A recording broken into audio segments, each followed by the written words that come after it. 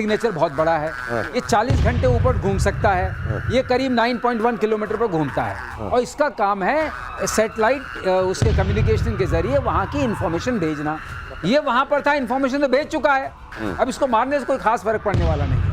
हाँ, ये automatic take off and landing वाला है, तो अगर ये वापस चला आता दोबारा यूज हो सकता था, मगर ये कोई खास बात नहीं। इसको नष्ट करना भी कोई खास निशानेबाजी नहीं है। इनके पास मिसाइलें हैं, टोर 1, एक आध दो सैयद 2 करके है, उससे मार सकते हैं आप। लेकिन ये बहुत ही, मैं कहूँगा बहुत देर से आए और बहुत हल्के से आए। इसका कोई असर नहीं है पूरी लड़ाई पर, बिल्कुल असर नहीं। लेकिन एक सवाल जो मैं जानना चाहता हूँ, वो उधर जैसे ज़ेलेंस्की दावा करता है कि वो तो पूरे यूरोप की लड़ाई लड़ रहा है, क्या ये दुनिया के अधिकांश हिस्से को कट्टरवादी सोच से बचाने की लड़ाई इजराइल एक्चुअली लड़ रहा है?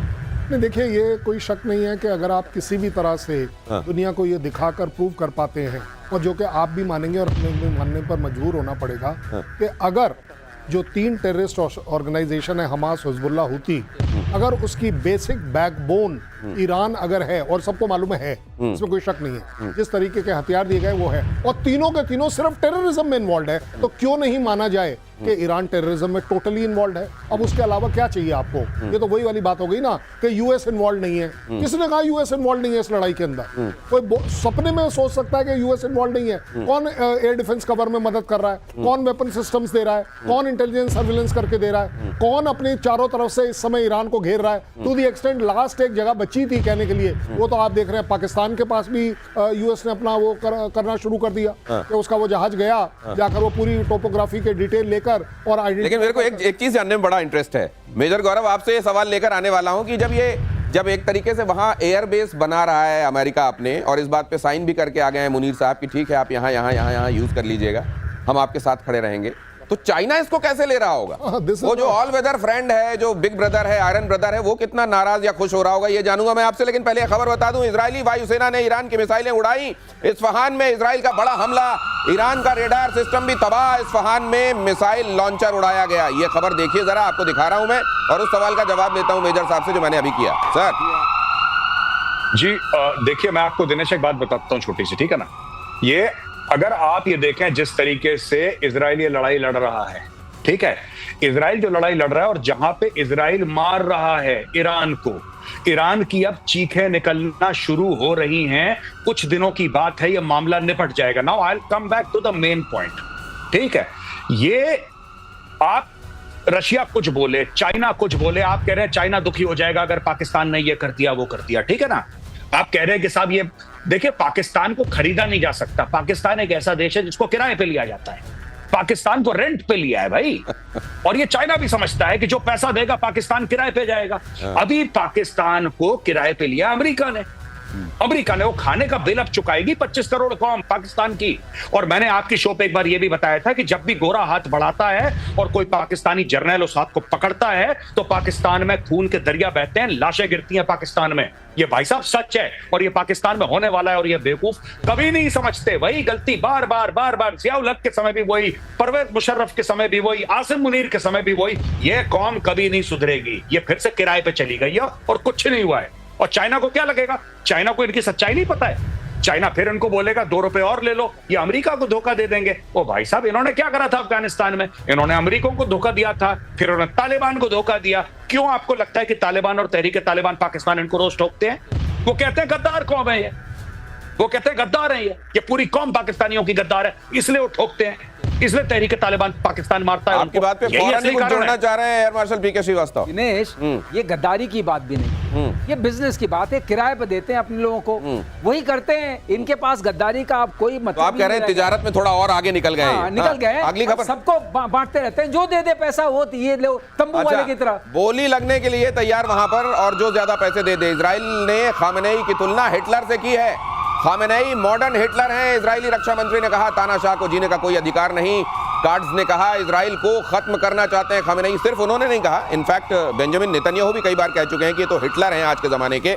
असल में हिटलर को मुझे लगता है वो नाम प्रोजेक्ट करके और वो लेकर यहूदियों के साथ जो अत्याचार हुए, वो नाम, वो चेहरा, यहूदियों के ये ज़ायनिस्ट करके जैसे हमला करते रहते हैं, एक तरीके से कौम से नफरत जो दिखाता है उनका स्टेटमेंट, उसको वो हाईलाइट करना चाहते हैं कि दिमाग में जिस तरीके से उनके था कि ये कौम ही साफ कर दो, यही लेकर ये ईरान भी चल रहा है और इसके ये सुप्रीम लीडर भी चल रहे हैं। क्या मैं ठीक कह रहा हूं गौरव सर? आप बिल्कुल ठीक कह रहे हैं। मैं तो आज तक ये नहीं समझ पाया कि ईरान की लड़ाई क्यों है। ये खमेनी की रजीम है या उसके पहले खुमैनी हुआ करता था? इनकी ये तो हम प्याला हमने वाला हुआ करते थे 1979 के पहले। जो सवाक था इंटेलिजेंस एजेंसी और मोसाद, ये तो कोऑपरेट करते थे। ये जितनी भी साइट्स है जिनके ऊपर हमला हो रहा है, ये ओरिजिनली तो इजराइल ने बना के दिया ईरान को। जो न्यूक्लियर वेपन्स हैं वो तो शुरू में न्यूक्लियर रिएक्टर इलेक्ट्रिसिटी बनाने के लिए वो तो अमेरिका ने दिए इनको। आज ये पुराने जो हम प्याला हमने वाला थे आजकल एक दूसरे के खून के पैसे कैसे हो गए? ये भाई साहब ये स्टोरी है। ये कुछ, मैं एक बात बोलूंगा कंट्रोवर्शियल ना हो जाए, धर्म का मामला है। इसका फिलिस्तीन से ₹1 का कुछ लेना देना नहीं है। इनका क्या लेना देना ईरानियों का फिलिस्तीन से? ये कोई अरबी नहीं है। इनका क्या मतलब है? इनका क्या मतलब है कि जो इतने परेशान हो जाते हैं कि फिलिस्तीनियों के ऊपर जुल्म हो रहा है? होने दो, तुम्हारा क्या लेना देना है? अच्छा, जब तुम्हारा लेना देना है तो इसका मतलब तुम हमास को भी फंड कर रहे हो और तुम खुशी खुशी बोल रहे हो हमास को फंड कर रहे हो, तुम हिजबुल्लाह को फंड कर रहे हो, और जब वो मारता है फिर तुम विक्टिम कार्ड प्ले करते हो। भाई साहब, ये जो आज की तारीख में कर रहा है ना ईरान, कल ईरान के पास भगवान ना करे इसके पास न्यूक्लियर वेपन हो गए, ये नाक से खून निकलवा देगा पूरे इलाके का। बहुत जल्दी इस रजीम को कोलैप्स होना होगा, इनको निपटाना होगा। ये खतरा कितना बड़ा है ये समझाते हुए मेजर गौरव आर्य, क्यों इसको इतना बड़ा खतरा समझा जा रहा है, उसके रिपरकशंस क्या होंगे। अगली खबर देखिए, ईरान इजराइल वॉर में हिजबुल्लाह की एंट्री। हिजबुल्लाह ने इजराइल पर कई मिसाइलें दागी। इजराइल ने कहा हिजबुल्लाह का खात्मा करके लेंगे दम। मुझे लगता है कि पेजर इनको भूल गए, वो जो पेजर फटे थे अब वो फिर से चाह रहे हैं, कुछ पेजर लगता है फिर से जेब में आ गए हैं। कल ना एक फंक्शन था जिसमें हम इजरायली एम्बेसडर को होस्ट कर रहे थे। अच्छा। और एम्बेसडर साहब का बड़ा पॉइंट बैंक क्लियरेंस था कि अगर भारत को टेररिज्म से लड़ना है तो लड़ने का सिर्फ एक ही तरीका है, या आप उस पर हावी हो जाएं या वो आप पर हावी हो। आज की तारीख में आप पेजर की बात कर रहे हैं, इजराइल इससे बहुत आगे चल रहा है इस समय प्लानिंग में। It is only matter of के ट्रिगर किस दिन करेगा। अच्छा। जिस दिन उसे जरूरत होगी ट्रिगर करने की। ये मैं आपको बड़े जिम्मेदारी के साथ एक एम्बेसडर की बात बता रहा हूँ कि हम एक जगह 1 महीने 2 महीने नहीं सोच के चल रहे हैं, हम 6 महीने आगे सोच रहे हैं, 1 साल आगे सोच रहे हैं कि कोई मैन्युफैक्चरिंग स्टेज पर किसी चीज में वो चीज डालनी कि हमें मालूम है ये कहाँ जा रहा है, कहाँ रहेगा, और जिस दिन हमें जरूरत पड़ेगी हम निकालें। इस समय अगर आप पेजर को इंसिडेंट्स को लेकर चल रहे हो, पेजर 1-2 महीने पहले प्लान नहीं। मुझे ये लगता है कि हिजबुल्लाह की अभी ताकत बची क्या होगी। अभी जिस तरीके का हाल हुआ है बीते दिनों, अक्टूबर के बाद 24 के बाद, ये कहना कि हम आएंगे और हर तरीके से साथ खड़े होंगे, ये जुबानी जमा खर्ची है या वाकई सिनेरियो में कोई फर्क पड़ता है इससे मेजर गौरव? ये भाई साहब कुछ नहीं है, ये झूठ बोल रहा है हिजबुल्लाह की कमर तोड़ के व्हीलचेयर में बैठा दिया हिजबुल्लाह को हथियार कहां से जाते थे? सीरिया से जाते थे, रास्ता वही था। आपने उनकी सप्लाई चेन काट दी, कहानी खत्म हो गई हिजबुल्लाह की। अब छुटपुट कुछ मिसाइल मार देंगे, छुटपुट गोलियां चला देंगे, दैट्स ऑल। इनकी 2 कौड़ी की औकात नहीं है हिजबुल्लाह की। इजराइल ने हिजबुल्लाह को बैठा दिया व्हीलचेयर में। भाई साहब, सीरिया के थ्रू जाता था मामला, पूरा मामला सीरिया के थ्रू जाता था। सीरिया में अब कौन बैठा है? सीरिया में बैठा है तुर्की, सीरिया में बैठा है अमेरिका, राइट? कहानी खत्म, दैट्स इट। ये लाएंगे कहां से हथियार लड़ने के लिए? ईरान भेजता था इराक से सीरिया, सीरिया से Lebanon. Hezbollah is Lebanon based. कुछ नहीं कर रही है, ये गीदड़ भपकी है। और आपने देखा हमास को सांप सूंघ गया। हिजबुल्लाह ने तो बड़ी हिम्मत करके बयान दे दिया, हमास को सांप सूंघ गया, हमास कुछ नहीं कह रहा, डर के मारे सब लोग बैठे हैं। इनके तो दर्जन भर के टेररिस्ट ग्रुप्स हैं, सब चुप, क्योंकि उनको पता है कि अब ये जो लड़ाई है ये आखिरी वाली लड़ाई है। अब जो भी होगा भाई साहब, ये वर्ल्ड कप का फाइनल खेल रहा है इजराइल और ईरान, और इसमें एक ही जीतेगा और वो है इजराइल, और मार के इजराइल इनको दुम्बा बनाएगा। मैं आपको बता रहा हूं, देख लेना। देखो सर, अगली खबर के बाद अपनी बात प्लीज कहिएगा। इजरायली रक्षा मंत्रालय का बहुत बड़ा दावा, इजराइल के पास हथियारों की कोई कमी नहीं है। 14 कार्गो विमान से हथियार, गोला बारूद पहुंच गए हैं। सेना की जरूरतों को पूरा किया जा रहा है। वॉर शुरू होने के बाद 800 विमान आ चुके हैं। ज्यादातर सामान अमेरिका से आया, क्लियर कट, बड़ा एक्सप्लिसिट। इसीलिए कर्नल साहब कह रहे हैं कि अमेरिका इन्वॉल्व नहीं है। ये कौन कह रहा है? वो तो कोई नहीं कह रहा। ठीक है सर। 800 विमान का मतलब कम से कम 90,000 टन सामान आया है। 90,000 टन। ये कोई छोटे मोटे जहाज थोड़ी है। C-17 से आया ग्लोब मास्टर से, उसमें एक बार में आता है 80 टन। आप बताइए, कम से कम 800 से ज्यादा आए होंगे। ये खबर आ रही है 90,000 टन। क्या आया होगा? आप सोचिए आया क्या होगा?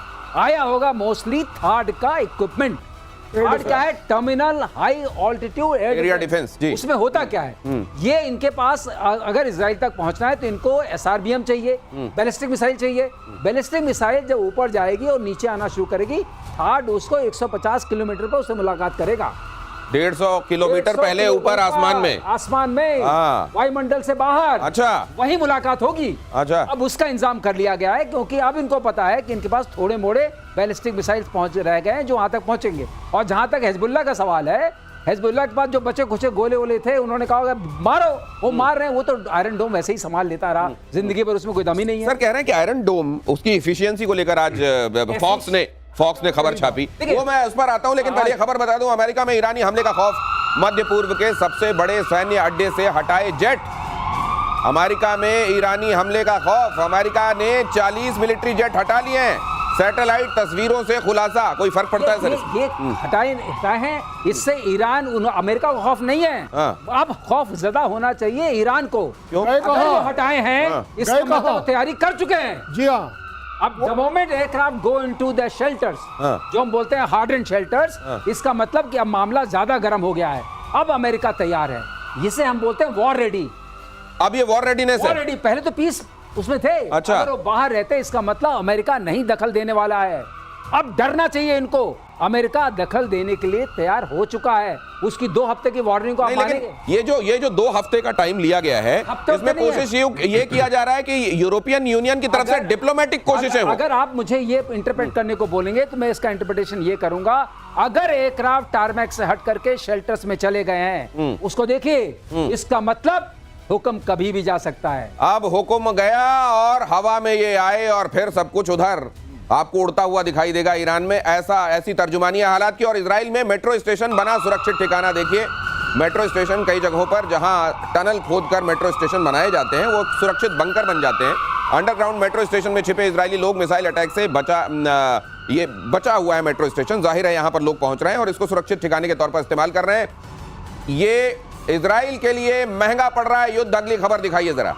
इजराइल के लिए ये युद्ध महंगा पड़ रहा है। इजराइल को कई $मिलियन का नुकसान। ईरानी मिसाइल के इंटरसेप्टर में इजराइल के 17 अरब रुपए रोज खर्च हो रहे हैं। बुनियादी ढांचे की मरम्मत में बड़ा खर्च, लेकिन अगर खर्च तब माना जाता है जब आपके पास लिमिटेड पैसा पड़ा हो अकाउंट में और वो खर्च होता जा रहा हो। जब उसकी सप्लाई उधर से आती जा रही हो, क्रेडिट रोज हो रहा हो, तो डेबिट होने दीजिए, उससे क्या फर्क पड़ता है। लेकिन ईरान में ये हो रहा होगा क्या? मेजर साहब, इस मामले में सस्टेन करने के मामले में एक वॉर को, दोनों की स्थिति कैसी देखते हैं आप? मैं वही आपसे कह रहा था कि जो आपने पहला सवाल पूछा था, साहब इनकी सप्लाई चेन ईरान वालों की कट गई है। बाहर से बहुत कम आ रहा है, ना के बराबर खर्चा रोज हो रहा है, क्योंकि रोज ये मिसाइल दाग रहे हैं। इजराइल के साथ बिल्कुल उल्टा है, उसका बहुत खर्च हो रहा है और बहुत आ भी रहा है। जैसा कि अभी एम अर्शद श्रीवास्तव सर ने बताई थी, यही exactly he was saying exactly the same thing कि भाई आपके पास इतना है ही नहीं कि आप सस्टेन कर लें। इसलिए मैंने बोला, और ये जो आपने ट्रंप की बात बोली ना पिछले सवाल में कि ट्रंप कह रहा है 2 हफ्ते, झूठ बोल रहा है ट्रंप, 2 हफ्ते नहीं। ये अमेरिका में बता रहा हूं, it is all depending on situation, not depending upon time.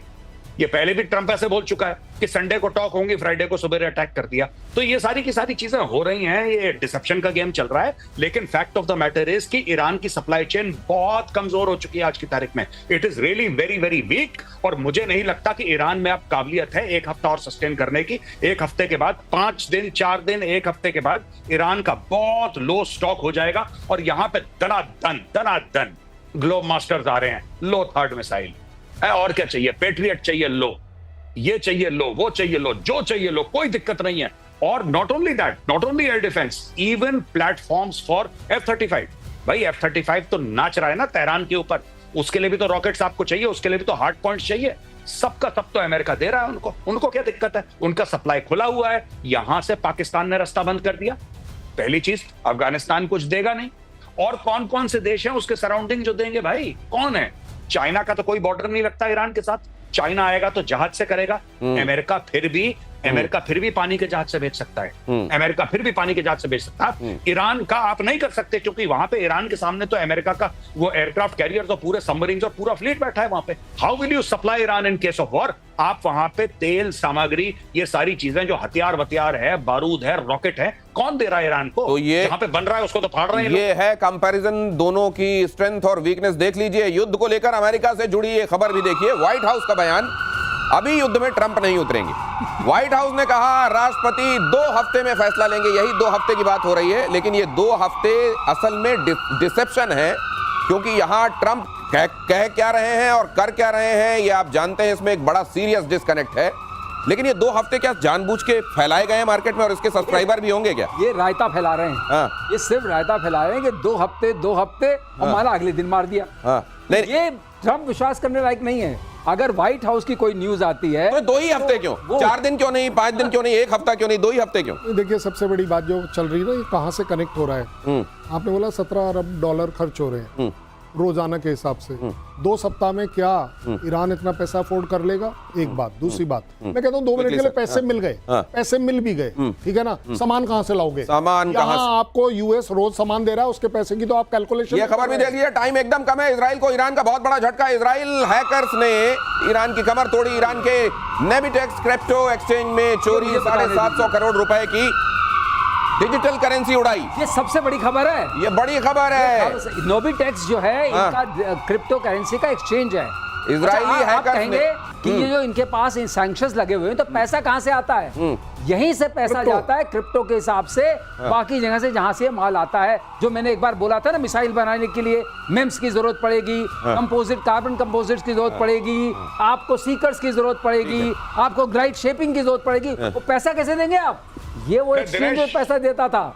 इसमें रहता है बिटकॉइन, इसमें रहता मेजर है गौरव कुछ कह रहे हैं। मेजर गौरव 30 सेकंड बचे हैं हमारे पास। मैं कह रहा हूं, सर ने बोला था ना कि जड़ में मट्ठा डालने वाली बात है। हाँ। अभी सर ने बोला था ये जड़ में मट्ठा है, ये यही है बिल्कुल। मट्ठा। तो जड़ों में मट्ठा भी है, यहाँ रायता भी हो गया है, पूरी डिश तैयार होने वाली है। ये डिश बनती किस तरीके की है और किसको ये बड़ा पैलेटेबल लगता है और किसके लिए ये बड़ा मुश्किल हो जाता है निगलना, ये बताएंगे आपको प्रतिशोध में। आज के लिए इतना ही। बहुत धन्यवाद आप सभी का मेरे साथ जुड़ने के लिए।